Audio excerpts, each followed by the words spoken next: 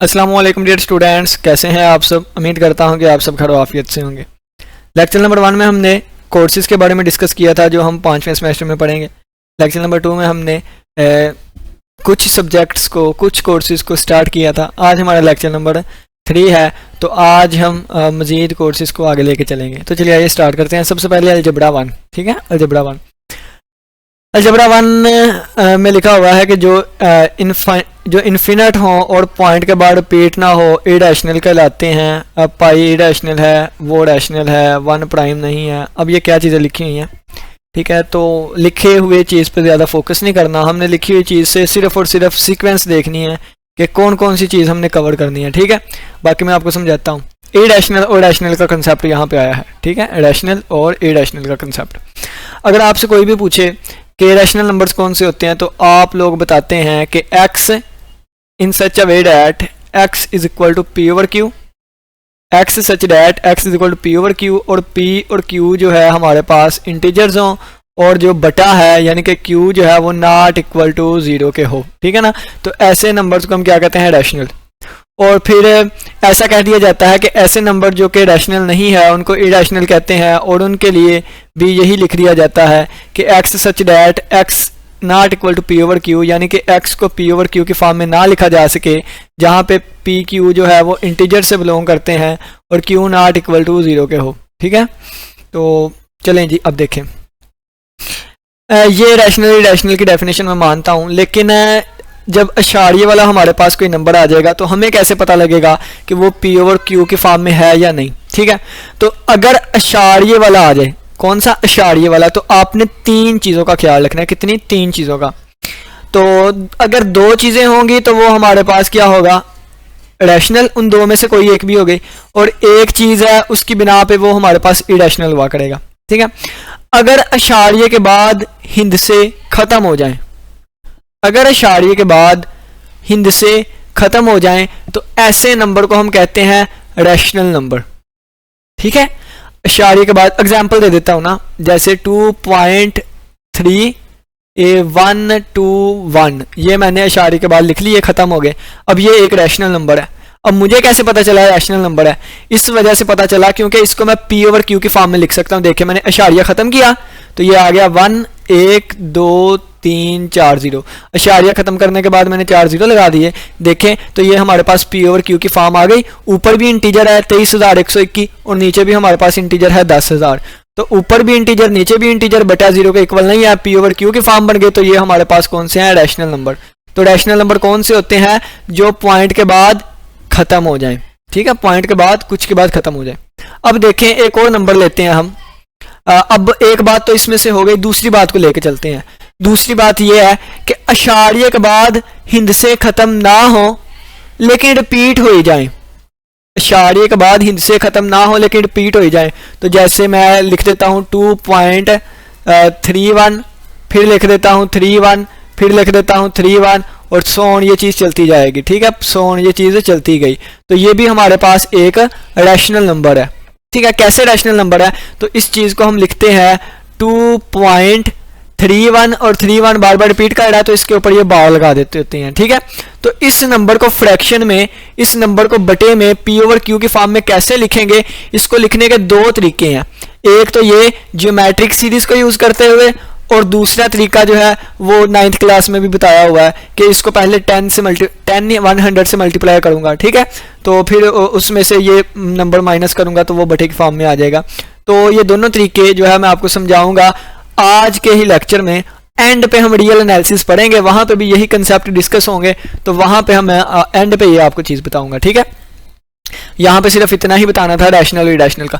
अब ऐसे नंबर जो कि अशारिये के बाद ना तो रिपीट हो रहे हों और ना ही अशारिये के बाद ख़त्म हो रहे हों, चलते जा रहे हों, ऐसे नंबर्स को हम इरेशनल नंबर कहते हैं, ठीक है। तो यहाँ पे लिखा हुआ है जो इन्फिनिट हो यानी कि चलते जाएं, पॉइंट के बाद रिपीट भी ना हो, तो ऐसे नंबर्स को हम इरेशनल नंबर्स कहते हैं, ठीक है। पाई हमारे पास एक इरेशनल नंबर है क्योंकि पाई की कीमत जो होती है ये 3.14159, ये सोन चलती जाती है। अशारिये के बाद हिंद से ख़त्म भी नहीं होते और ना ही रिपीट होते हैं। तो सुपर कंप्यूटर ने अशारी के बाद ट्रिलियंस वैल्यूज निकाल ली कि कहीं पे तो जाके इसकी वैल्यूज खत्म हो जाए, कहीं पे तो जाके इसके हिस्से रिपीट कर जाएं ताकि मैं इसको रैशनल कह दूं, लेकिन ऐसा नहीं हो सका। इसकी वैल्यूज जो है ना ही खत्म होती है अशारी के बाद, ना ही रिपीट होती है, तो ये हमारे पास इरैशनल नंबर है। ठीक है, और पाई के रिलेटेड एक और मजे की बात बता देता हूं। ये 3 का मतलब है मार्च, 1 का मतलब 1/4 का मतलब है 14 डेट, और 159 का मतलब है 1:59। तो पाई डे भी मनाया जाता है 14 मार्च 1:59 दोपहर को, ये पाई डे भी मनाया जाता है। ठीक है, तो पाई डे भी सेलिब्रेट किया जाता है दुनिया में। ठीक है, ये आपको पता होना चाहिए। और इस पाई के साथ 2 बड़े मैथमेटिशियन की ज़िंदगी जुड़ी हुई है, आइजक न्यूटन, ये जो है नहीं आइंस्टाइन जो है 14 मार्च को फोत हुआ था, यानी कि इसकी वफात का दिन है। और विलियम स्टीफन हॉकिंग जो है जिसने ब्लैक होल का कंसेप्ट दिया टाइम के बारे में, तो वो हमारे पास उनकी पैदाइश का दिन है। ठीक है, 14 मार्च। तो ये पाई के रिलेटेड कुछ बातें थी। हाँ, अब यहाँ पे लिखा हुआ है 1 प्राइम नंबर नहीं है। तो प्राइम नंबर कौन से होते हैं? ऐसे नंबर जो सिर्फ अपने आप पे और 1 पे डिवाइड होते हैं, उनको प्राइम नंबर कहते हैं। लेकिन इसके साथ कंडीशन होती है कि p जो है यानी कि प्राइम नंबर जो भी होगा वो 1 से बड़ा होगा। तो 1 से बड़े ऐसे नंबर जो सिर्फ अपने आप पे या 1 पे डिवाइड होते हैं, उनको प्राइम नंबर कहते हैं। जैसे 1 से बड़े 2 हो गया, 3, 5, 7, 9 नहीं, क्योंकि 9 3 पे भी जाता है। हमने ऐसे नंबर देखने हैं जो कि 1 और अपने आप पे जाए। तो 2, 3, 5, 7, 11, 13, 17, 19, 23, 29, ये सोन चलते जाते हैं। ये हमारे पास क्या होते हैं? Prime number. ठीक है, अब प्राइम नंबर की डेफिनेशन पढ़ के आनी है, ये मैंने आप लोग को बता दिया प्राइम नंबर की डेफिनेशन। कुछ बुक्स में लिखा जाता है कि ऐसा नंबर 1 से बड़े ऐसे नंबर जिनके 2 डिवाइजर्स हों, एक अपना आप और एक 1। या फिर कुछ बुक्स में इस तरह लिखा जाता है कि ऐसे नंबर जिनके 4 डिवाइजर्स हों, एक +-1 और एक +- अपना आप। ठीक है, तो नेगेटिव भी अगर शामिल कर लें तो 4 डिवाइजर बनते हैं, एक -1 एक माइनस अपना आप। लेकिन अगर पॉजिटिव डिवाइजर्स की बात करें तो 2 डिवाइजर होंगे उसके। ठीक है, प्राइम नंबर। अब यहाँ पे लिखा हुआ है, अब ये पीछे लिखा हुआ है natural number is a subset of whole number is a subset of integer is a subset of rational is a subset of real number and real number is a subset of complex number. और ये एक अलग चीज़ है। ठीक है ना, इसको साथ नहीं अटैच करना, ये एक अलग चीज़ है और ये इतना डब्बा जो है ये एक अलग चीज़ है। ठीक है, तो ये लिखा हुआ है rational number is a subset of real number. तो यहाँ पे हम ये भी कर लेते हैं अगर हो सके तो समझाने के लिए। ठीक है, तो देखें कि नेचुरल नंबर की अगर हम बात करें तो नेचुरल नंबर हमारे पास होता है 1 से स्टार्ट होता है, 1, 2, 3 सोन चलते गए। ठीक है, अब नेचुरल नंबर में अगर हम 0 को ऐड कर दें, यानी कि 0 भी इसमें इंक्लूड कर दें, तो वो होल नंबर बन जाता है होल नंबर। तो ये आ जाता है 0, 1, 2 और सोन, ये चीज़ चलती जाती है। अगर हम देखें कि ये अगर हमारे पास क्या है, ये अगर हमारे पास होल नंबर है तो होल नंबर के अंदर ही नेचुरल नंबर आते हैं। ठीक है, होल नंबर के अंदर ही नेचुरल नंबर आते हैं, ये सारे नेचुरल नंबर। और ये 0 को यानी कि 0 भी इंक्लूड कर दें तो ये हमारे पास क्या बन जाएगा? Whole number. इसी तरह अगर हम इंटीजर की बात करें जिसे जी से भी और आई से भी नोट किया जाता है, तो इसमें हमारे पास होता है 0, +-1, +-2 और सो ऑन चलता जाता है। तो कहने का मतलब है कि इंटीजर भी एक सेट होता है जो कि इन दोनों से बड़ा होता है। ठीक है, इन दोनों से बड़ा होता है। इंटीजर के अंदर होल नंबर भी होते हैं, इंटीजर के अंदर नेचुरल नंबर्स भी होते हैं। फिर हमारे पास आ जाता है रैशनल नंबर। रैशनल नंबर में तमाम नंबर्स ऐसे होते हैं x such that x is equal to p/q, जिसको p/q की फॉर्म में लिखा जाए। और p और q जो होते हैं ये इंटीजर से बिलोंग करते हैं और q does not equal to 0, बटा 0 के इक्वल नहीं होना चाहिए। तो अगर आप देखें तो अगर मैं 1/3 कहूँ तो 1/3 एक इंटीजर नहीं है। ठीक है, यानी कि रैशनल नंबर में इंटीजर से भी ज़्यादा नंबर्स होंगे। और अगर मैं बात करूं 3 की तो 3 एक रैशनल नंबर है, क्योंकि 3 को 1/3 भी लिख सकता हूं। तो कहने का मतलब ये है कि रैशनल नंबर में इंटीजर्स भी होते हैं और इंटीजर के अलावा भी होते हैं, यानी कि इंटीजर से बड़ा होता है ये। तो ये हमारे पास एक और सेट आ गया, कौन सा? रैशनल नंबर का सेट। कौन सा? रैशनल नंबर का सेट आ गया, रैशनल नंबर का सेट। ठीक है, तो यहाँ पे लिख देता हूँ रैशनल नंबर्स का। अब रैशनल नंबर के अलावा जो चीज़ होती है वो इरैशनल नंबर होते हैं। ठीक है, अब इरैशनल और रैशनल नंबर दोनों चीज़ें मिलके ये हमारे पास बड़ी सी चीज़ बनती है रियल नंबर्स। ये सारे बड़े रियल नंबर बन गए। और रियल नंबर में कौन कौन सी चीज़ें होती हैं? रियल नंबर में रैशनल भी होते हैं और इरेशनल भी होते हैं, दोनों होते हैं, इनका यूनियन भी, ठीक है। और फिर रियल नंबर किस में होते हैं? तो दुनिया का हर एक नंबर एक कम्प्लेक्स नंबर होता है, दुनिया का हर एक नंबर एक कम्प्लेक्स होता है। और कम्प्लेक्स नंबर किस फॉर्म में होता है? z = a + एओटा b की फॉर्म का होता है, ठीक है। इसमें a और b रियल नंबर्स होते हैं, इसमें a और b, ये सारी चीज़ें आपने पढ़ी हैं इसलिए स्पीड से बता रहा हूँ। a और b रियल नंबर होते हैं और एओटा की वैल्यू -√1 होती है। तो हर एक रियल नंबर एक कम्प्लेक्स नंबर होता है, लेकिन हर एक कम्प्लेक्स नंबर एक रियल नंबर नहीं होता। यानी कि अगर मैं बात करूँ 2, ये एक रियल नंबर है, ये कम्प्लेक्स नंबर भी होगा, कम्प्लेक्स से बिलोंग करेगा। लेकिन अगर मैं एओटा की बात करूँ तो ये कम्प्लेक्स नंबर से बिलोंग करेगा, लेकिन रियल नंबर से बिलोंग नहीं करेगा, ठीक है। तो कहने का मतलब है कि आल रियल नंबर से भी बड़ा सेट कम्प्लेक्स नंबर है और सारे रियल नंबर कम्प्लेक्स नंबर में आते हैं। तो इनसे भी बड़ा एक सेट कौन सा आ जाएगा? इनसे भी बड़ा एक सेट आ जाएगा, इनसे भी एक बड़ा सेट आ जाएगा कम्प्लेक्स नंबर, ठीक है। तो यही बात लिखी हुई है। अब इसी को सिंपल सारा लिख देते हैं। तो 1 मिनट बस, इस रेजर को हम थोड़ा सा बड़ा कर लें, ठीक है। ये लें जी। अब इसको मिटा के सिंपल जो एट द एंड हमारा रिजल्ट बनता है, हम उस रिजल्ट को लिख लेते हैं, ठीक है। इस सारे को यहाँ से रेज करके जो हमारा रिजल्ट बनता है उस वाले रिजल्ट को लिख लेते हैं, जो कि हमारे नोट्स पे भी लिखा हुआ है, ताकि हम उस चीज़ को अच्छे से अंडरस्टैंड कर सके। देखें, नेचुरल नंबर जो है ये सबसेट है, यानी कि हिस्सा है किसका? छोटा पार्ट है होल नंबर का। ये इंटीजर का है, इंटीजर किसका है? रैशनल का है। रैशनल के अलावा रैशनल के अलावा इरेशनल चीज़ भी आ जाती है। और ये दोनों किसके सबसेट है? ये दोनों रियल नंबर्स के सबसेट हैं, ठीक है ना, ये भी और ये भी। और रियल नंबर किसका सबसेट है? कम्प्लेक्स नंबर का, ठीक है। अब ये देखें, इसका मतलब है ये भी इसका सबसेट होगा, ये इसका भी सबसेट होगा, ये इसका भी सबसेट होगा, ये इसका भी सबसेट, ये इसका भी सबसेट, ठीक है। तो ये सारी चीज़ें इस तरह लिख सकते हैं। तो ये वाली चीज़ उन्होंने अलहदा लिखी हुई है, यानी कि ये वाली चीज़ उन्होंने एक अलहदा चीज़ लिखी हुई है नोट्स पे, और ये वाली एक अलहदा लिखी हुई है कि ये इसका सबसेट है, ठीक है। तो ये अब आए नोट्स पे चलते हैं। तो ये देखें नोट्स पे आ गए हम, ठीक है। ये वाली लिखी हुई है नेचुरल होल का, होल इंटीजर का, इंटीजर रैशनल का, रैशनल रियल का, रियल कम्प्लेक्स का। और यहाँ पे लिखा गया है कि जो हमारे पास क्यू डैश है यानी कि इरेशनल है, वो भी रियल नंबर का होता है, ठीक है। अब ये लिखा हुआ है आइडेंटिटी का इन्वर्स खुद होता है। अगर कोई भी हम आइडेंटिटी ले लें, आइडेंटिटी क्या होती है? आइडेंटिटी एक ऐसा एलिमेंट होता है जो कि कोई असर फ़र्क लेके नहीं आता। एग्जांपल मैं देता हूँ, मल्टीप्लाई में अगर मल्टीप्लाई में बात करूँ तो x को अगर 1 से मल्टीप्लाई करूँ, x को अगर मैं 1 से मल्टीप्लाई करूँ इस तरफ से या इस तरफ से, तो दोबारा आंसर क्या आएगा? 1x ही आएगा। तो 1 ने x पे मल्टीप्लाई होते हुए कोई असर नहीं किया, तो आइडेंटिटी हमारे पास क्या होगी? 1 होगी, ठीक है। और अगर मैं कहूँ x + 0 और = 0 + x, तो ये हमारे पास एडिशन में कौन सी आइडेंटिटी होगी? एडिशन में हमारे पास आइडेंटिटी 0 होगी, क्योंकि 0 को दाएं से ऐड करें या बाएं से, ये हमारे पास 0 ही आता है। अब 1 का इन्वर्स, तो 1 का इन्वर्स 1/1, तो 1 का इन्वर्स 1/1, यानी कि 1/1 को दोबारा 1 नहीं लिख सकता हूँ, तो इसका इन्वर्स दोबारा यही है और इसका इन्वर्स यही है।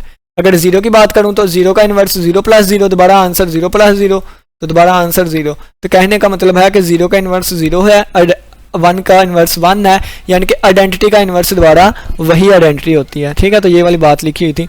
अब यहाँ पे लिखा है कि सब ग्रुप को पढ़ के आना है। सब ग्रुप क्या होता है? तो पिछले लेक्चर में हमने ग्रुप को डिटेल से डिस्कस किया था। ग्रुप क्या होता है? ग्रुप अगर अंडर स्टैटिक की बात की जाए तो ग्रुप उस चीज़ को कहते हैं ऐसा अलजेब्राइक स्ट्रक्चर जो कि 4 प्रॉपर्टी सेटिस्फाई करे। कौन सी? 4। उनमें से एक हमारे पास आएगी, कौन सी थी पहली? क्लियर ला। दूसरी हमारे पास आ जाएगी एसोसिएटिविटी, ठीक है। दूसरी हमारे पास आ जाएगी एसोसिएटिव ला।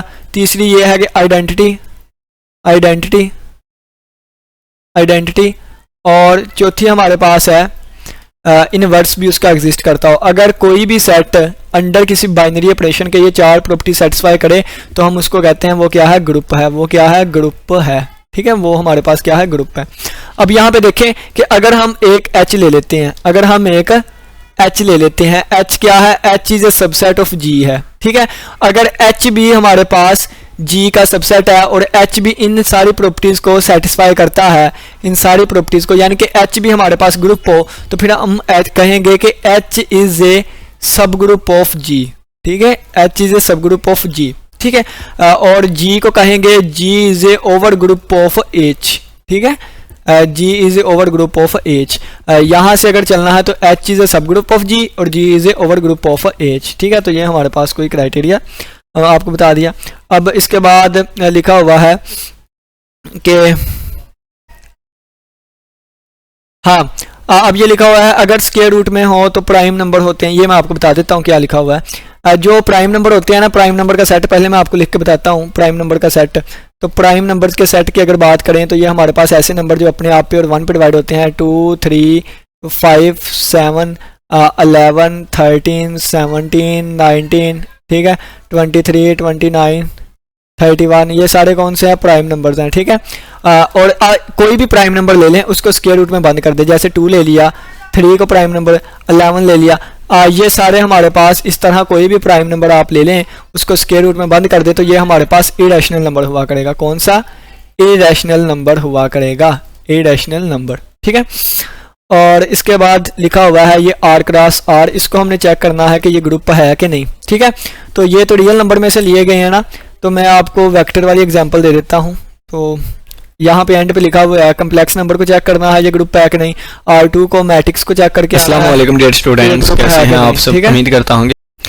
ये देखें कि यहाँ पे मैंने कुछ अलग एग्जांपल्स दी हैं। देखें कि यहाँ पे ना हर एक स्टूडेंट को मद्देनज़र रखते हुए ये चीज़ें करवाई जा रही हैं, यानी कि इतनी डिटेल से नहीं है ये चीज़ें, क्योंकि हमने वीडियो छोटी से छोटी करनी होती हैं और ये एवरेज सी चीज़ है।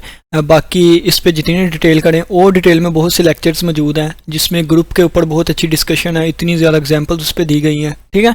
तो यहाँ पे क्या है कि चीज़ों को ऊपर ऊपर से देखा जा रहा है, इतनी डिटेल से चीज़ें नहीं की जा रही, ठीक है। फिर भी ये देखें मैंने एग्जाम्पल को ये डिटेल से एग्जाम्पल एक बताने की कोशिश करूँगा ताकि आपको बाकी कुछ आइडिया हो जाए।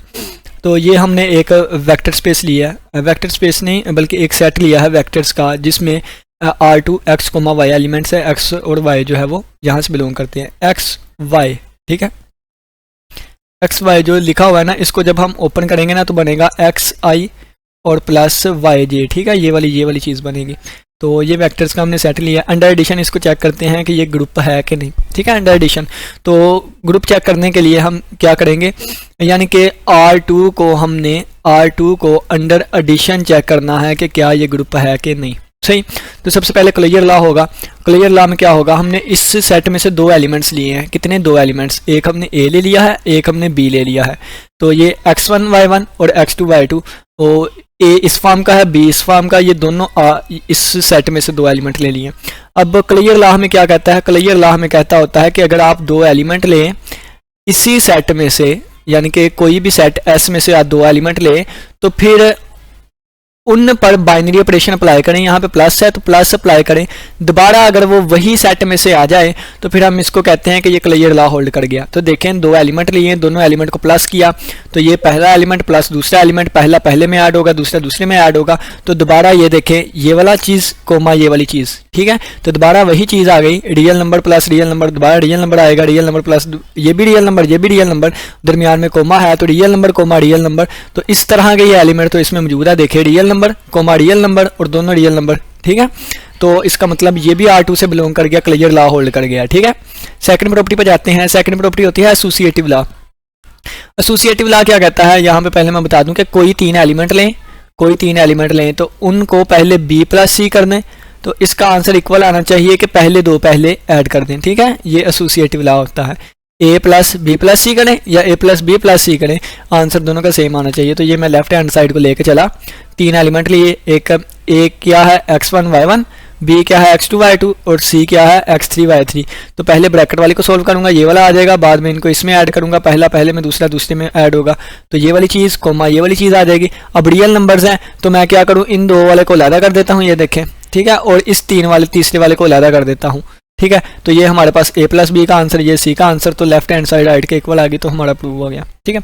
अब इसकी आइडेंटिटी देखते हैं, यानी कि इसमें कौन सा एलिमेंट ऐड करूं तो दोबारा वही आंसर बना करे। तो इसमें आइडेंटिटी 0,0 है, क्योंकि जब मैं इसमें आइडेंटिटी को ऐड करूंगा ना, कोई भी नाम दे दे आइडेंटिटी को, आप आइडेंटिटी को कोई नाम दे दे, तो देखें ये x1 y1 और प्लस इसकी जगह पे क्या आ जाएगा 0,0। तो जब x1 0 में ऐड होगा तो ये आ जाएगा x1 प्लस 0 और ये आ जाएगा y1 प्लस 0, ठीक है।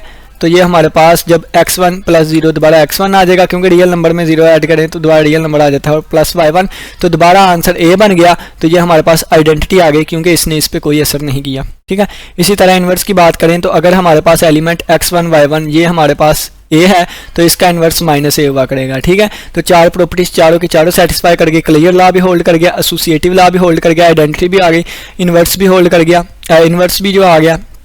तो इसका मतलब क्या है, by the satisfaction of 4 axioms, 4 axiom satisfy हो गए। R square is R2 is a group under addition, R2 जो है वो ग्रुप होगा। इसी तरह मल्टीप्लिकेशन पे अगर हम चेक करेंगे तो वेक्टर की मल्टीप्लिकेशन दो तरह से होती है, वेक्टर की मल्टीप्लिकेशन दो तरह से होती है, एक तो डॉट प्रोडक्ट होती है, एक क्रॉस प्रोडक्ट। डॉट प्रोडक्ट से इसको लेके चलेंगे तो देखें डॉट प्रोडक्ट में क्या होता है, पहला पहले से मल्टीप्लाई होता है और प्लस दूसरा दूसरे से मल्टीप्लाई होता है।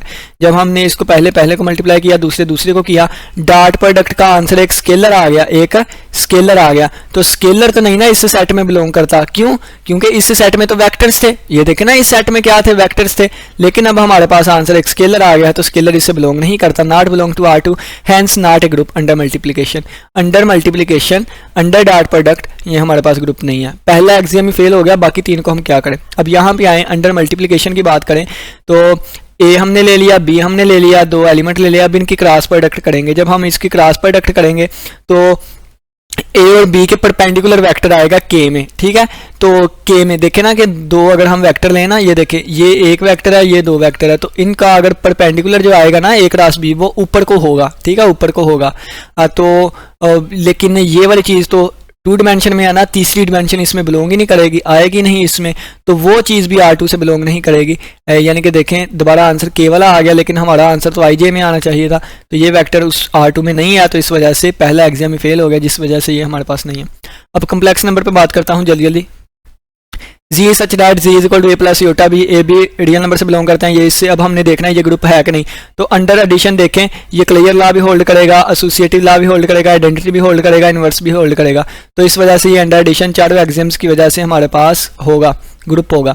लेकिन मल्टीप्लिकेशन में करें तो ये क्लियर लॉ होल्ड करेगा, एसोसिएटिव लॉ होल्ड करेगा, आइडेंटिटी होल्ड करेगा, लेकिन इन्वर्स नहीं होल्ड करेगा, क्योंकि जीरो का इन्वर्स होल्ड नहीं करता। समथिंग ओवर जीरो जो है हमारे पास अनडिफाइंड हो जाता है।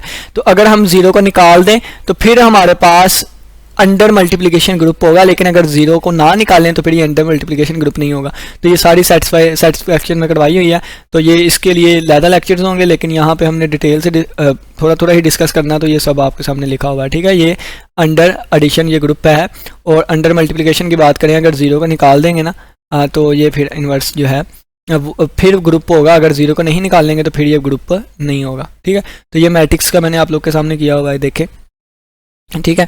और चलिए आइए अब हम दोबारा चलते हैं अपने वापस, ठीक है। ये हमारा रियल एनालिसिस हमारा अलजेब्रा का यहाँ तक कंप्लीट हो गया, अलजेब्रा का कंप्लीट हो गया। अब नेक्स्ट हम चलते हैं नेक्स्ट कोर्स पे, जिसका नाम है वेक्टर एंड टेंसर एनालिसिस।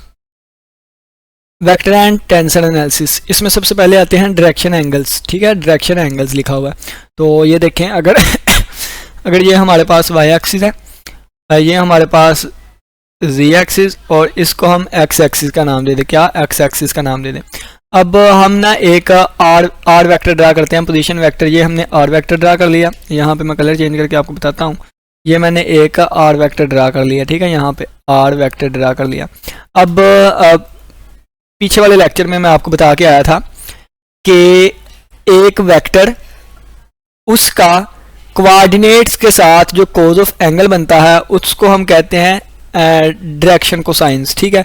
तो ये वाई एक्सिस के साथ जो एंगल हमारे पास बनेगा, ठीक है, ये हमारे पास जो इसका एंगल बनेगा वो हमारे पास आ जाएगा एक ये वाला एंगल, ठीक है। एक अगर मैं बात करूं तो एक ये वाला हमारे पास एंगल बनेगा, ठीक है, और एक एंगल की बात करूं तो एक हमारे पास ये वाला एंगल बनेगा।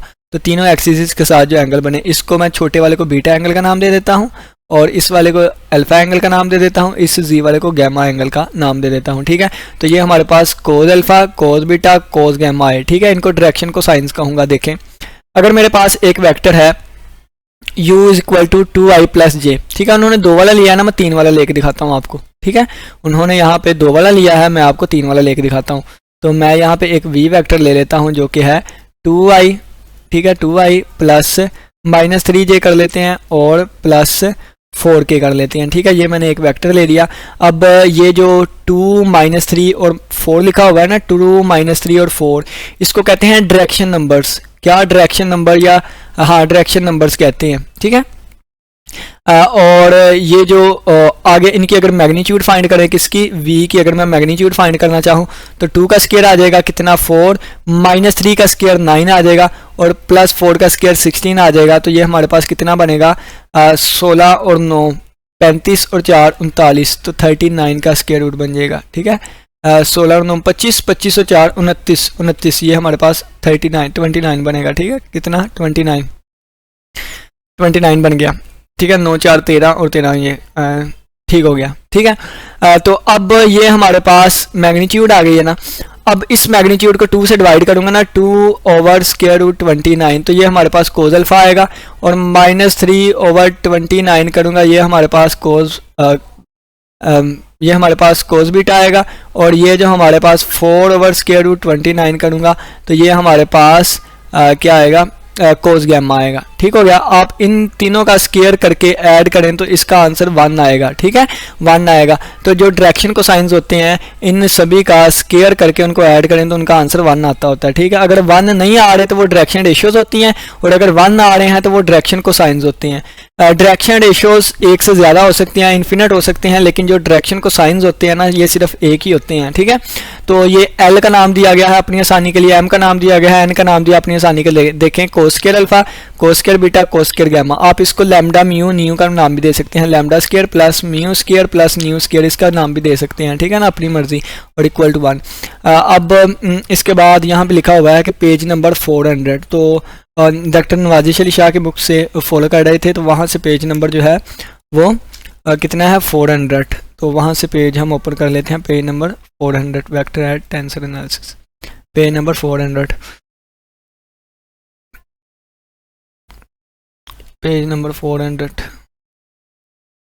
ये हमारे पास डॉक्टर नवाजिश अली शाह की प्रोफेसर की बुक आ गई, पेज नंबर 400 पे चलते हैं हम। 252,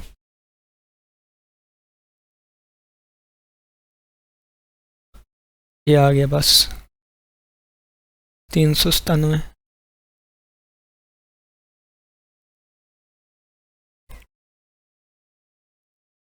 400, ये आ गया डायरेक्शन कोसाइंस, ठीक है। ये हमारे पास क्या आ गया, डायरेक्शन कोसाइंस आ गए हैं। अगर आप हाँ जी, ये हमारे पास आ गया डायरेक्शन कोसाइंस, 1 मिनट में समझाता हूँ आपको। ये देखें, डायरेक्शन कोसाइंस आ गया। उन्होंने क्या कहा है, उन्होंने कहा कि अल्फा 1, ये देखें, उन्होंने कहा कि अल्फा 1, अल्फा 2 और alpha 3 be the 3 angles with the position vector R. Position vector R है, उनके साथ 3 एंगल्स है, एक अल्फा 1, अल्फा 2 और अल्फा 3, और ये रिस्पेक्टिवली है, यानी कि अल्फा 1 जो है ये आर का OX1 से है, और अल्फा 2 जो है ये आर का एंगल OX2 के साथ है, और अल्फा 3 जो है ये आर से OX3 रिस्पेक्टिवली बिलतरतीब, ठीक है। तो ये बनाए हुए हैं, ये अल्फा 2 है, ये अल्फा 3 है, ये अल्फा 2 है, ये अल्फा है। तो इसको हमने अल्फा कहा था, इसको हमने बीटा कहा था, और इसको हमने गैमा कहा था, ठीक है। और इसको हमने वाई एक्सिस कहा था, और इसको हमने एक्स एक्सिस कहा था, और इसको हमने जी एक्सिस कहा था, ठीक है। तो वो कहता है then 3 quantities cos alpha 1, cos alpha 2 और cos alpha 3 are direction cosines of vector R. तो हमने क्या कहा था, हमने कहा था कोस अल्फा, कोस बीटा और कोस गैमा जो होंगे ये तीनों डायरेक्शन कोसाइंस होंगे, ठीक है, आर वेक्टर के। अब उन्होंने कहा है कि अपनी आसानी के लिए बार बार इतना लंबा लिखना है, कोस अल्फा 1, कोस अल्फा 2, कोस हमने इसको L1 का नाम दे दिया, इसको L2 का नाम दे दिया, इसको L3 का नाम दे दिया, ठीक है। तो जब L1, L2, L3 का नाम दे दिया तो आगे देखें, आर वेक्टर है ना, तो आर को हम लिख सकते हैं क्या, x1, और डायरेक्शन इसकी किस जानिब है, इस जानिब डायरेक्शन है, ठीक है ना। ये I1 यूनिट कैप शो कर रहा है कि इसकी इस तरफ डायरेक्शन है। दूसरा वेक्टर कौन सा है, x2 है, और इसकी डायरेक्शन कौन सी है, E2 वाली। और तीसरा वेक्टर हमारे पास x3 है, और इसकी डायरेक्शन कौन सी है, E3 वाली। तो ये वाली चीज़ लिखी हुई है, ठीक है। और फिर कहा गया है कि अगर हम बात करें R वाले की, x1 किसके इक्वल होगा, तो R की डायरेक्शन देखें ना, कि अगर मैं फर्ज किया मैंने ये एक ले लिया और इसका मैंने हॉरिजॉन्टल से देखना है, तो हॉरिजॉन्टल ये मेरे पास x वाला है ना, तो इसकी प्रोजेक्शन देखूंगा, इसकी डायरेक्शन इस तरफ है, ठीक है, इसकी डायरेक्शन इस तरफ है। तो मैं क्या कहूँगा, मैं कहूँगा कि R वेक्टर जो है आर वेक्टर जो है इसकी डायरेक्शन अगर मैं लूँ किसकी तरफ, इसकी डायरेक्शन अगर मैं लूँ इस वाले की तरफ, क्योंकि मैंने एक्स एक्सिस वाली डायरेक्शन E1 कही है ना, तो ये किसके इक्वल आएगा, ये x1 के इक्वल आएगा। ठीक है, ये चीज़ लिखी हुई है। और बिल्कुल इसी तरह हम आर E1 डैश की जगह पे क्या लिख देंगे, E1 डैश, और इसकी जगह पे कोज अल्फा 1 लिख देंगे। ठीक है, कोज अल्फा 1 लिखेंगे डॉट प्रोडक्ट को यूज़ करते हुए। डॉट प्रोडक्ट क्या आएगी, देखें हमने डॉट प्रोडक्ट पढ़ी है, मैं यहाँ पे डॉट प्रोडक्ट लिख देता हूँ। ए डॉट बी किसके इक्वल होती है, ए की मैग्नीट्यूड, बी की मैग्नीट्यूड और cos of angle between them. ठीक है, कोज थीटा। तो यहाँ पे क्या लिखा हुआ है, आर की मैग्नीट्यूड लेंगे तो आर ही आएगी। ठीक है, E1 की मैग्नीट्यूड, ये यूनिट वेक्टर की मैग्नीट्यूड 1 होती है, इसकी मैग्नीट्यूड 1 आ जाएगी। इनके दरमियान कितना एंगल है, अल्फा एंगल होगा। ठीक है, इनके दरमियान कितना एंगल, अल्फा एंगल था, अल्फा 1 एंगल था। ठीक है, क्योंकि हम x1 देख रहे हैं ना आर के साथ, x1 और आर के दरमियान अल्फा एंगल था, तो ये हमारे पास आ जाएगा R cos alpha 1 equal to x1। इसी तरह जब r का x2 से देखेंगे तो वो एंगल अल्फा 2 आएगा, r का x3 से देखेंगे तो वो एंगल अल्फा 3 आएगा। ठीक है, तो इन तीनों की वैल्यूज जो है x1 x2 x3 की जो तीनों वैल्यूज है ये इक्वेशन नंबर 1 में पुट करेंगे। जब इक्वेशन नंबर 1 में हमने पुट की तो ये वाली हमारे पास इक्वेशन बन गई, कौन सी, ये वाली हमारे पास इक्वेशन बन गई। अब हमें पता है कि r यूनिट वेक्टर किसके इक्वल है, तो r यूनिट वेक्टर इक्वल होता है वेक्टर ओवर वेक्टर की मैग्नीट्यूड, वेक्टर ओवर वेक्टर की मैग्नीट्यूड। तो वेक्टर इसके इक्वल आ गया। ठीक है, ये वेक्टर्स की हमने वैल्यू जो है वो पुट कर दी, और जब वैल्यू पुट करूंगा ना तो देखें ऊपर आर आर आर भी आ रहा है, तो ऊपर से आर कॉमन लूंगा, और बटे में भी अगर देखें तो आर लिखा हुआ है बटे में भी, तो आर आर से कैंसिल हो जाएगा, तो बाकी हमारे पास सिंपल ये वाली चीज़ बचेगी। ठीक है, ये वाली चीज़ बच गई, बाकी सिंपल। या आप इस तरह कह रहे कि तीनों से आर कॉमन लेके उस तरफ जाके डिवाइड कर दिया, तो R over R vector over R किसके इक्वल आ गया, cos alpha 1 E1 plus cos alpha 2 E2 और प्लस कोज अल्फा 3 E3। ठीक है, यानी कि इस वाले की वैल्यू हमने निकाल ली ऊपर वाले से, ये वाली चीज़ बन गई। अब देखें कि also from the above equations, ऊपर जो इक्वेशंस हमें दी गई थी ये वाली तीन जो हमने सिमिलरली वाली बनाई थी, एक ये वाली इक्वेशन, ठीक है, और एक ये वाली इक्वेशन और एक ये वाली इक्वेशन, इन तीनों इक्वेशंस हैं। हम R cos alpha 1 cos alpha 2 और कोज अल्फा 3 की वैल्यूज कैलकुलेट करेंगे। ये निकला इन तीनों वैल्यूज। अब तीनों वैल्यूज हम यहाँ पे पुट कर देंगे।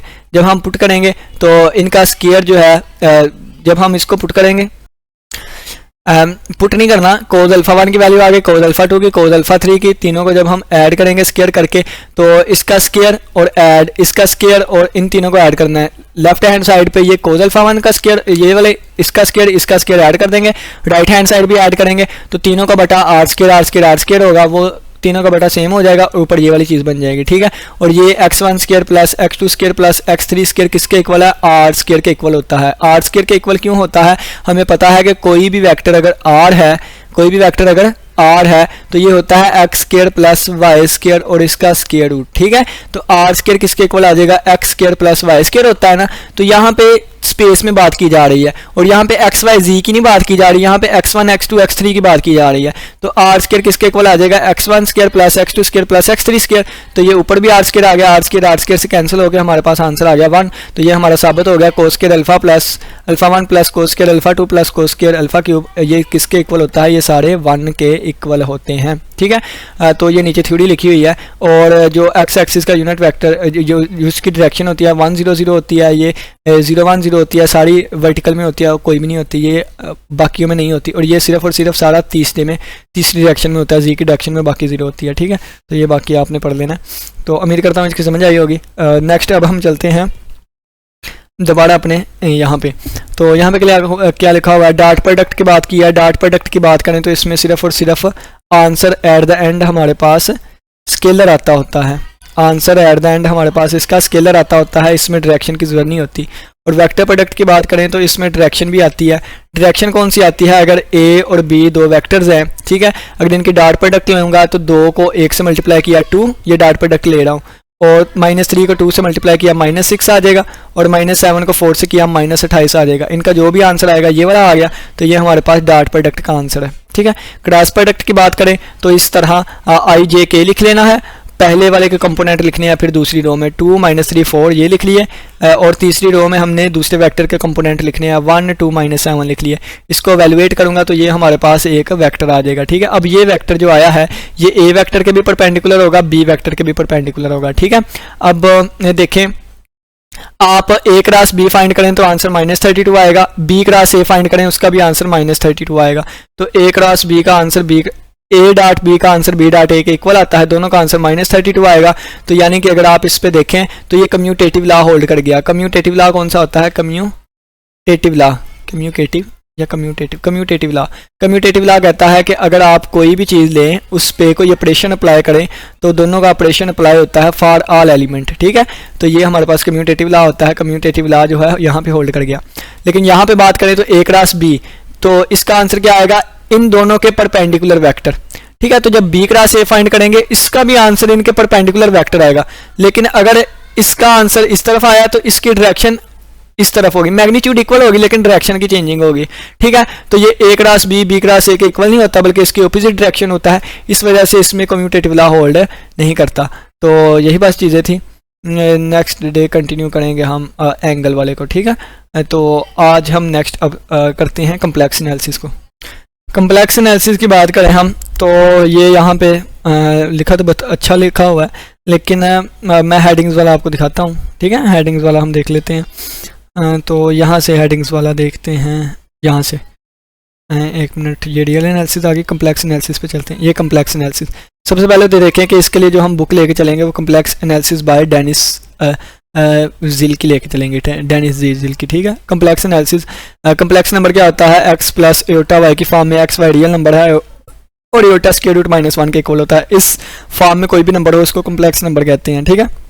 ये जो x है ना इसको रियल पार्ट ऑफ z कहते हैं, ठीक है। और जो y है इसको इमेजिनरी पार्ट ऑफ z कहते हैं, ठीक है। इमेजिनरी am लिख दिया ना, इसका मतलब एटा ही होता है। इमेजिनरी पार्ट, इमेजिनरी किसे कहते हैं? एटे को, ठीक है। अब क्वेश्चन पूछ लिया जाता है what is the difference between real and complex number. Real और कम्प्लेक्स नंबर में क्या फ़र्क है?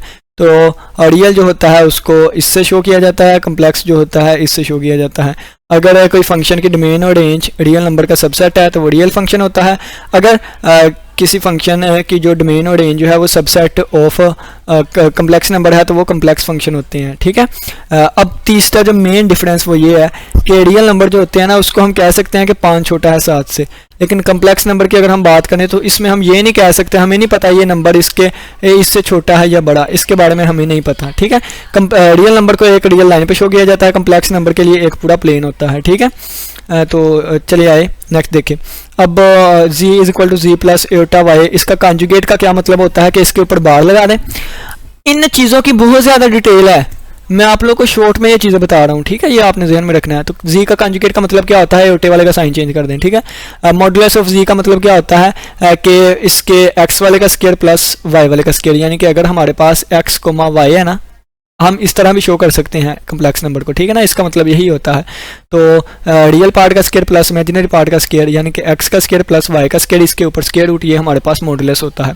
अब ये एक बहुत ही इंपॉर्टेंट रिजल्ट है कि z जो है इस होल का स्क्वायर इक्वल होगा z मल्टीप्लाई बाय z बार, ठीक है। ये प्रूफ आपके सामने आप कर लीजिएगा। z प्लस z बार करें तो ये 2 times real part of z बनेगा, ठीक है। और z माइनस z बार करें तो ये 2 times imaginary part of z बनेगा। अब पोलर फॉर्म अगर इसकी बात करें तो देखें ये पोलर फॉर्म यहाँ से लेके यहाँ तक ख़त्म भी हो गई, कितनी छोटी यहाँ पे करवाई गई है, ठीक है। लेकिन इसके पीछे बहुत डिटेल है, तो वो डिटेल भी मैंने यहाँ पे नीचे देखे ना प्यारा करके लिखा हुआ है। तो ये वाली चीज़ सारी डिटेल ये वाली लिखी हुई है, ठीक है। लेकिन डिटेल को पढ़ने की बजाय मैं ना आपको सिंपल करवाता हूँ यहाँ से, ठीक है। तो ये हमारे पास आ जाएगा polar form, z is equal to x plus iota y है ना, तो x की जगह पे आप कोस थीटा पुट कर दें, y की जगह पे r साइन थीटा पुट कर दें, तो ये आ जाएगा r cos theta plus y की जगह पे r साइन थीटा, ठीक है।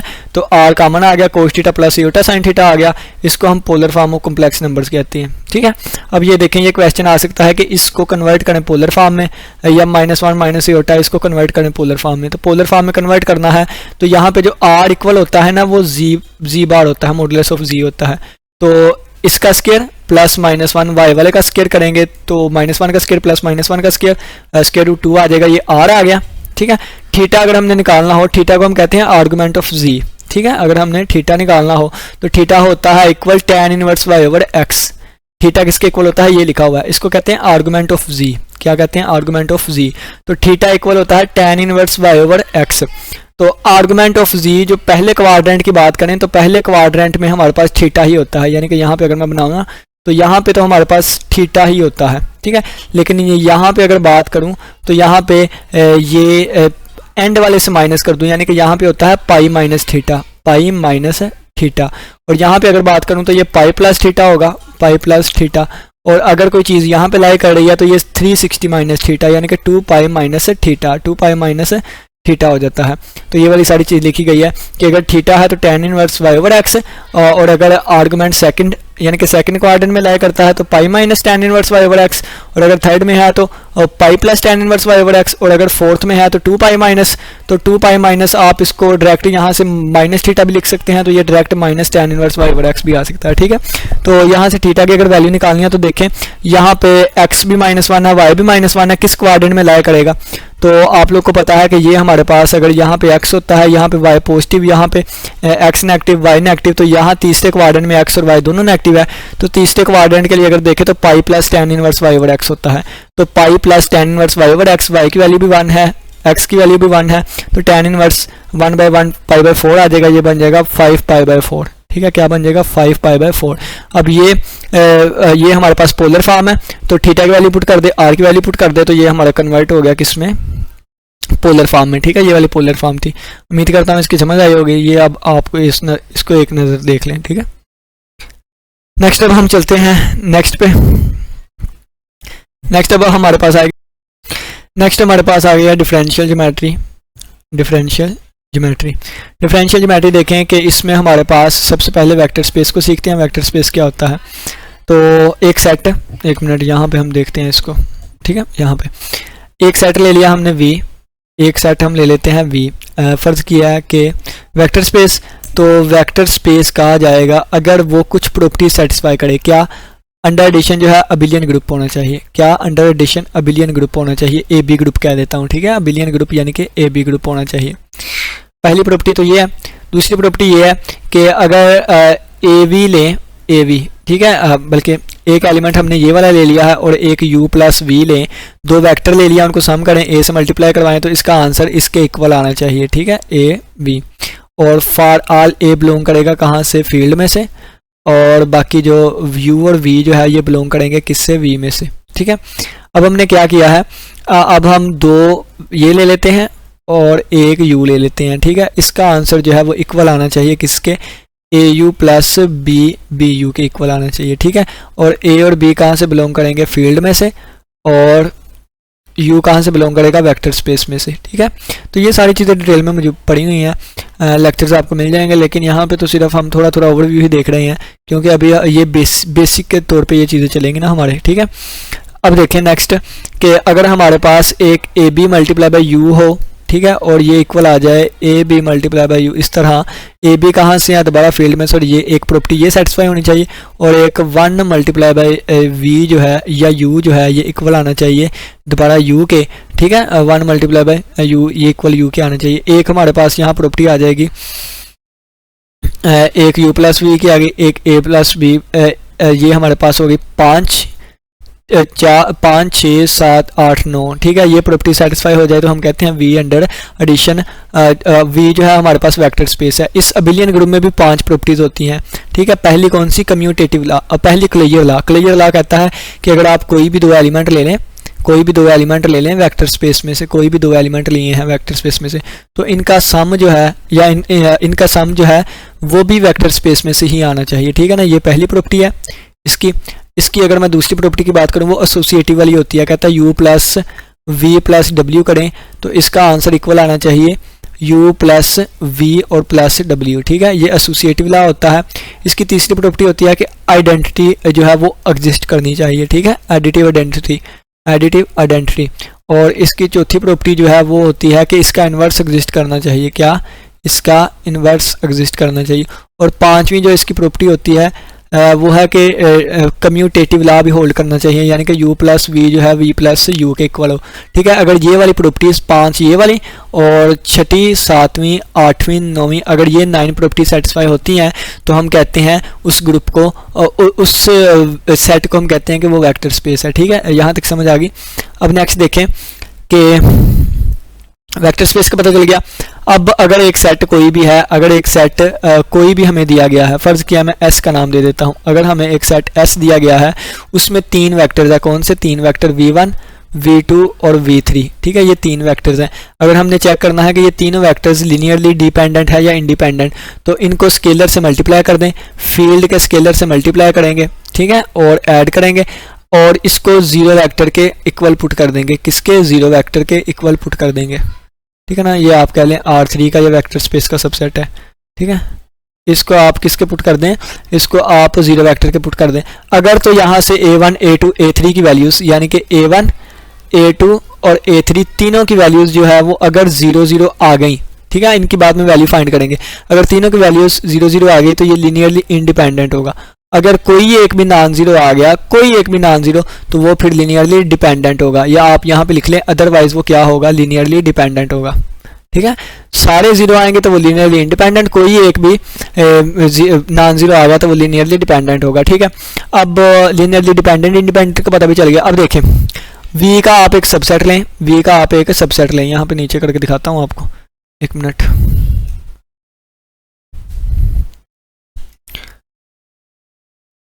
अगर आप फर्ज किया कि V का एक यानी कि हमारे पास एक V वेक्टर स्पेस यानी कि वेक्टर्स का सेट है, इसमें से आप एक सेट ले लेते हैं, ठीक है। सेट ले लिया, फर्ज किया मैं ले लेता हूँ, इसमें से एक सेट ले लिया E1 और E2 और E3 ले लिया, E3 तीन मैंने एलिमेंट ले लिया।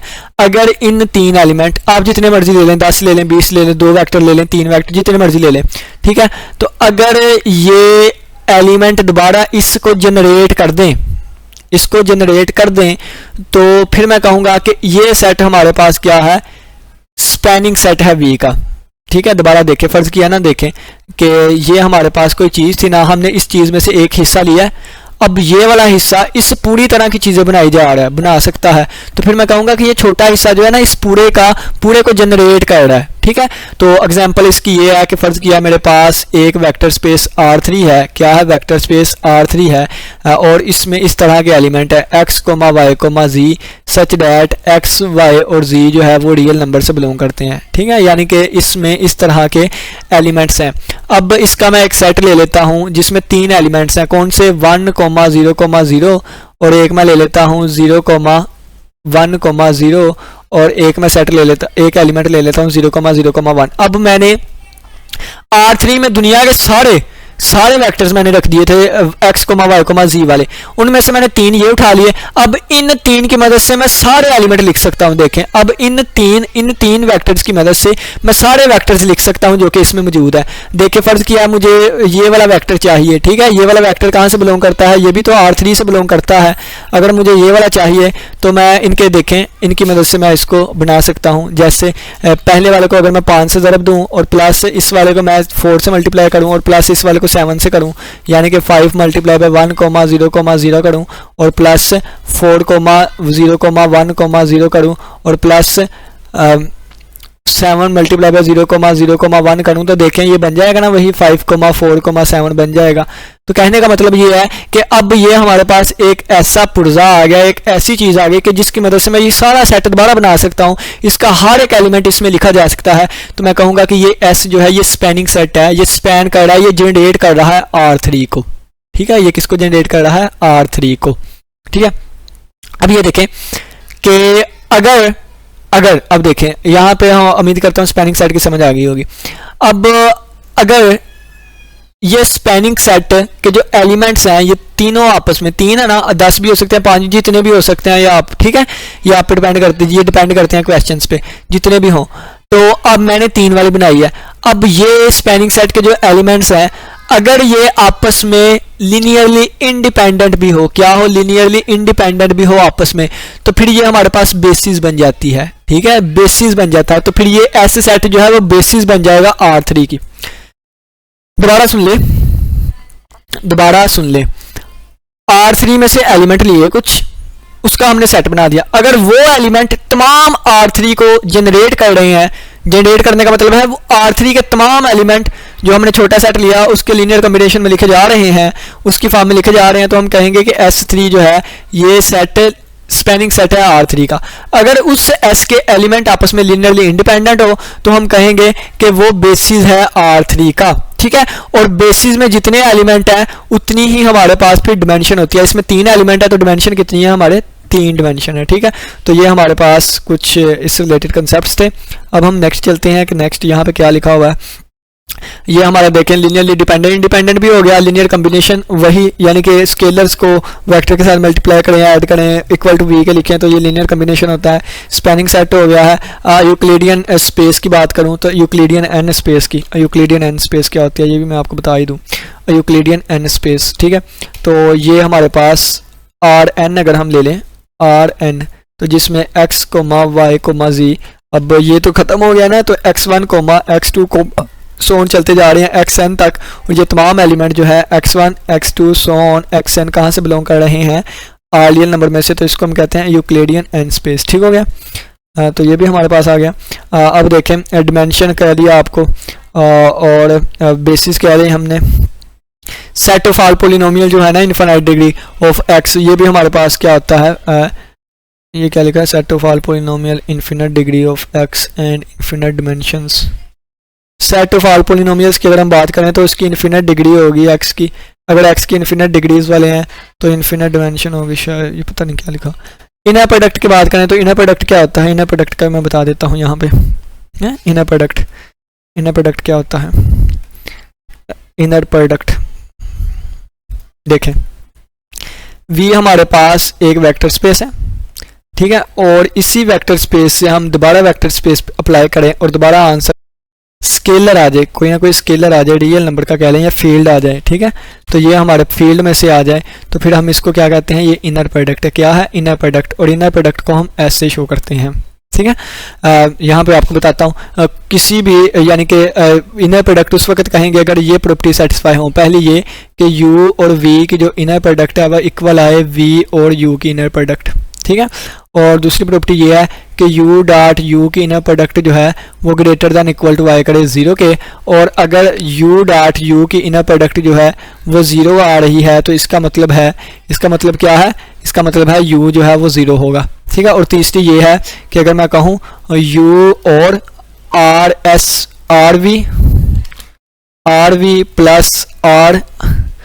वी प्लस एस डब्ल्यू, अगर ये वाली चीज़ लिखी है तो ये हमारे पास आर कांस्टेंट बाहर आ जाए स्केलर, और यू और वी की इनर प्रोडक्ट, ठीक है, यू और वी और प्लस एस बाहर आ जाए, और ये हमारे पास यू और डब्ल्यू की इनर प्रोडक्ट, अगर ये वाली प्रॉपर्टी सेटिस्फाई करती हैं तो मैं कहूँगा कि ये एक इनर प्रोडक्ट है, ठीक है। ये 3 प्रॉपर्टीज़। और उसके बाद कॉची-स्क्वार्ट्ज़ इनइक्वालिटी है। कॉची-स्क्वार्ट्ज़ इनइक्वालिटी क्या कहती है, ये हमें कहती है कि यू और वी इसकी इनर प्रोडक्ट के अगर हम नाम लें तो ये इक्वल होगा u की नाम, ये इसके लेस देन होगा, क्या होगा, लेस देन होगा, ये लेस देन इक्वल टू होगा u की नाम और v की नाम के। ये कॉची-स्क्वार्ट्ज़ इनइक्वालिटी है जो कि बहुत ज़्यादा इंपॉर्टेंट है, ठीक है। और ये हमारे पास ऑर्थोगोनल का क्राइटेरियन लिखा हुआ है। बस आगे हम चलेंगे रियल एनालिसिस पे, किस पे, ये लीनियर ट्रांसफॉर्मेशन भी लिखी हुई है, इसका बता देता हूँ। लीनियर ट्रांसफॉर्मेशन क्या है, अगर ट्रांसफॉर्मेशन लेनी है, अगर हमने अप्लाई करें au प्लस bv पे, ठीक है, तो a बाहर आके ट्रांसफॉर्म अप्लाई हो जाए u पे, और प्लस b बाहर आके ट्रांसफॉर्म अप्लाई हो जाए v के, लेफ्ट राइट के इक्वल आ जाए, तो मैं कहूँगा ये लीनियर ट्रांसफॉर्म है, ठीक है। और अगर ये ट्रांसफॉर्म 1-1 भी हुई, ऑन टू भी हुई, तो इस ट्रांसफॉर्म को हम आइसोमॉर्फिज्म कहते हैं, ठीक है। अगर ये ट्रांसफॉर्म 1-1 ऑन टू भी हुई तो इसको हम आइसोमॉर्फिज्म कहते हैं। नेक्स्ट अगर हम देखें तो ये हमारे पास आ जाएगा लीनियर एनालिसिस, तो आइए इसको हम स्टार्ट करते हैं। रियल एनालिसिस की बात करें तो देखें, रियल एनालिसिस में सबसे पहले देखें 0.333 लिखा है ना, तो मैंने आपको स्टार्टिंग में कहा था कि ये हम सीखेंगे कि इसको कैसे हम कन्वर्ट करते हैं, ठीक है। तो लेट कर लिया x किसके इक्वल है, x इक्वल है, यानी कि इसको p बटा q की फॉर्म में कैसे लिखते हैं, तो ये लेट कर लिया x इसके इक्वल है, 10 से मल्टीप्लाई किया तो ये हमारे पास 10x इसके इक्वल आ गया। अब 10x में से इसको माइनस कर देंगे तो ये आ जाएगा 9x इक्वल टू 3.33333, इसमें से माइनस करेंगे 0 पॉइंट इसको, ठीक है। देखें ना, यहाँ पे लिख के बताता हूँ, यहाँ पे नहीं, हम हमारे पास ये वाली चीज़ है तो यहाँ पे हम करते हैं, ठीक है, ये वाली चीज़ हमारे पास है ना, तो यहाँ पे करते हैं। देखें कि x हमारे पास क्या है 0.333, इसके लेट कर लिया, इसको हमने p और q की फॉर्म में लिखना है, ठीक है ना, इस चीज़ को। तो 10x किसके इक्वल आ जाएगा, 10 से मल्टीप्लाई कर दिया तो ये आ जाएगा 3.3333, ठीक है। ये सोन चलता गया, ये भी सोन चलता गया। तो हम क्या करेंगे, 10x में से x को माइनस कर देंगे तो ये आ जाएगा 3.33333 सोन, इसमें से माइनस हो गया 0.33333, ये माइनस हो गया, ठीक है। तो 3 में से 0 निकाला 3 ही, और ये 3 में से 3 0, 3 में से 3 तो ये 3.00000 आ जाएगा, और ये 9x बन जाएगा यहाँ पे, ठीक है। तो यहाँ से आंसर क्या आएगा, x का आंसर आ जाएगा, ये 3.00 है, ये 3 आ जाएगा, और डिवाइडेड बाय ये 9 है, तो 3 एक बार 3, 3 3 बार 9, तो x की वैल्यू हमारे पास किसके इक्वल आ गई, 1/3 के इक्वल आ गई, ठीक है। तो ये देखें हमने इसको p/q की फॉर्म में लिख लिया। इसका जो दूसरा तरीका है वो देखें, तो x इज इक्वल टू 0.3333 लिखा हुआ है ना, ये सोन चलता जा रहा है, तो मैं इसको लिख सकता हूँ, इसको क्या मैं लिख सकता हूँ 0.3 और प्लस 0.03 और प्लस 0.003, कैलकुलेटर से करके देख लीजिएगा, इसी का आंसर इसी के इक्वल आएगा, और प्लस 0.0003 और सो ये चीज़ चलती जाएगी। ये ज्योमेट्रिक सीरीज़ है, यानी कि इनकी कॉमन रेशियो 0.110 आ रही है, कितनी आ रही है, ऊपर वाले को डिवाइड करें, कोई एक टर्म उठा लें उससे पीछे वाले से डिवाइड करें तो कॉमन रेशियो आप चेक कर सकते हैं कितनी आ रही है, 10 मल्टीप्लाई बाय 3 और डिवाइडेड बाय 100 मल्टीप्लाई बाय 3, तो 1/10 इसकी कॉमन रेशियो आ रही है, ठीक है। तो पहली टर्म 0.3 है, तो 1 माइनस कॉमन रेशियो कितनी है, कॉमन रेशियो कितनी आ रही थी, कॉमन रेशियो 1/10 आ रही थी, तो 1/10 की पावर n कितना है, इन्फिनिटी है, चलता जाएगा, और डिवाइडेड बाय 1 माइनस 1/10, ठीक है। ये हमारे पास इसका फार्मूला होता है, तो ये ऊपर आ जाएगा 0.3 मल्टीप्लाई बाय 1 माइनस इसकी पावर इन्फिनिटी 0 होती है, ठीक है, और डिवाइड में हमारे पास आ जाएगा 1 माइनस 1/10 लूँगा तो ये 9/10 आ जाएगा, ठीक है, कैलकुलेशन करके 9/10 आ जाएगा। तो ऊपर हमारे पास 0.3 है, तो इशारिया ख़त्म करूँगा 3/10 आ जाएगा, और बटे में हमारे पास 9/10 आ जाएगा, ये 10 से कैंसिल होके 3 एक बार 3 3 3 बार 9, तो आंसर आ जाएगा 1/3। तो देखें यहाँ से भी 1/3 आ गया, यहाँ से 1/3, तो इस तरह हम इसको चेंज करते हैं। इसके बाद नीचे देखें तो ये थ्योरम आ गए हैं, कुछ थ्योरम को प्रूफ करते हैं। थ्योरम हमारे पास एक ही थ्योरम है, और इसको हम बहुत से, यानी कि इसकी स्टेटमेंट बहुत ज़्यादा है, वो हम देख लेते हैं। पहली स्टेटमेंट ये है, प्रूव दैट, प्रूव करें square root 2 square root 3 square root n where n is a prime number are irrational numbers होंगे, ठीक है। यानी कि स्टार्टिंग में बता के आया था कि कोई भी प्राइम नंबर ले उसके ऊपर स्क्वायर रूट लगा दें तो वो इरेशनल बन जाता है। नेक्स्ट ये है, prove that there is no rational number, prove करना है कि कोई भी ऐसा रैशनल नंबर नहीं है कि whose sequence is 0, whose sequence is 0, एक मिनट यहाँ पे देखता हूँ,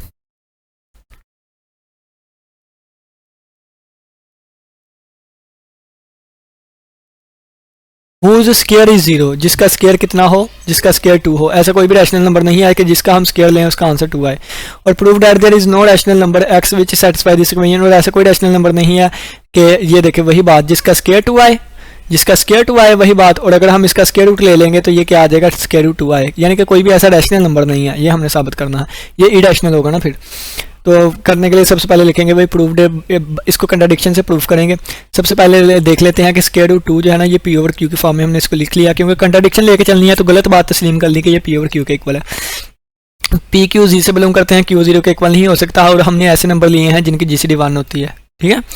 और देखें इनके अलावा भी आप ले सकते हैं, तो उसके लिए अलग कंट्राडिक्शन आ जाएगी, इसके लिए अलग कंट्राडिक्शन आ जाएगी, ठीक है, बस सिंपल सी बढ़िया बात है। तो ये P square over Q square 2 के इक्वल आ गया, पी स्क्वायर इक्वल आ गया 2 क्यू स्क्वायर के, ठीक है। P square is a multiple of 2, P square 2 का मल्टीपल है, ये देखें किसको मल्टीपल कहते हैं, फर्ज किया मैंने 10 को लिखा है ना, 2 मल्टीप्लाई बाय 5, तो इसका मतलब है 10 is a multiple of 2 and 10 is a multiple of 5, इसका मतलब है P square is a multiple of Q square and P square is a multiple of 2, तो यहाँ पे लिखा गया है कि P square is a multiple of 2, ठीक है। वो कहता है हमें नजर आ गया कि पी स्क्वायर जो है वो 2 का मल्टीपल है, तो इसका मतलब है ये उसी वक्त पॉसिबल है कि पी भी 2 का मल्टीपल हो। ये बहुत इंपॉर्टेंट रिजल्ट है, आप इस पे फोकस कर लें कि आप कोई भी नंबर का स्क्वायर ले, फर्ज किया मैं 4 का स्क्वायर ले लेता हूँ, 4 का स्क्वायर कितना होता है 16, तो 4 का स्क्वायर अगर 16 आ रहा है ना, यानी कि अगर पी स्क्वायर 2 का मल्टीपल है, देखें पी का स्क्वायर अगर 2 का मल्टीपल है तो फिर लाजमी ये जो p है ये भी 2 का मल्टीपल होगा। तो देखें 4 भी 2 का मल्टीपल है ना, 2 मल्टीप्लाई बाय 2, तो यही बात लिखी हुई है कि अगर p स्क्वायर 2 का मल्टीपल होगा तो इसका मतलब है कि p भी 2 का मल्टीपल होगा, तो p को 2m लिख लिया, ठीक है, p को 2m। अब इसका दोनों तरफ स्क्वायर लिया, अब ये वाली वैल्यू जो है ना, ये वाली p की वैल्यू जो है यहाँ पे हमने पुट कर दिया ऊपर दोबारा, तो ये हमारे पास 2m whole square is equal to 2q whole square बन जाएगा, और ये बन जाएगा यानी कि ये 4m square is equal to 2q square, 2 दो बार 4 आ गया, ये तो ये हमारे पास आ गया q square is equal to 2m square. अब q भी 2 का q स्क्वायर भी 2 का मल्टीपल आ गया, तो इसका मतलब है q भी 2 का मल्टीपल होगा।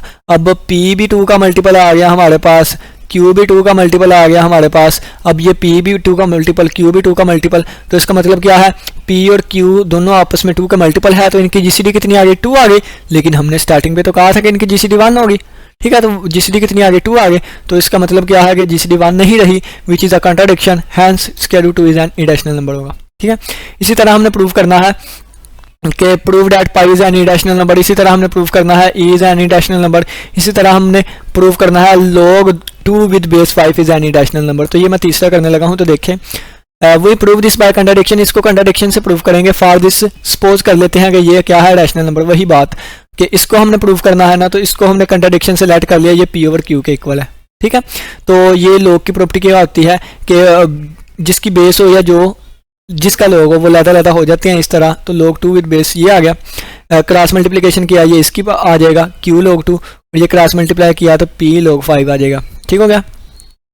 और यहाँ से देखें तो ये हमें पता है कि log की प्रॉपर्टी है कि जो साथ लिखा हो वो ऊपर पावर में चला जाता है, तो ये ऊपर पावर में चला जाएगा, ये भी ऊपर पावर में चला गया, log से कैंसिल हो गया, तो ये 2 की power q is equal to 2 की पावर p। अब देखें तो ये अगर q कोई भी वैल्यू ले ले, p q की कोई भी वैल्यू ले ले, ठीक है, 2 की पावर 1, 2 की पावर 0 1, ठीक है, 0 के अलावा, ठीक है, क्योंकि अब देखता हूँ 2 की पावर 0 1 होती है, ठीक है, 2 की पावर 0 1, 2 की पावर 1 2, 2 की पावर 2 4, 2 की पावर 3 8, 2 की पावर 4 16, 2 की पावर आगे 32 64 128 256 512 124, ठीक है, ये चलते जाएंगे। इस तरह 5 की पावर 0 1, 5 की पावर 1 5, 5 की पावर 2 25, 5 की पावर 1 25, तो ये देखें आपस में इक्वल नहीं आ रहे।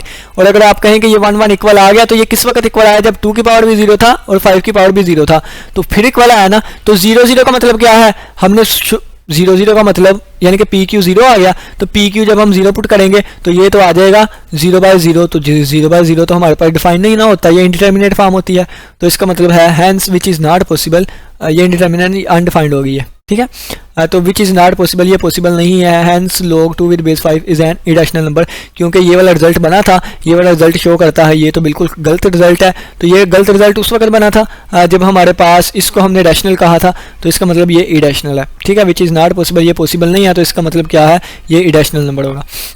उम्मीद करता हूँ कि आज की लेक्चर की समझ आई होगी। किसी बच्चे को कोई भी कन्फ्यूजन हो तो लाजमी पूछेगा। इसी के साथ इजाज़त दीजिए। अल्लाह हाफिज़, अल्लाह निगहबान।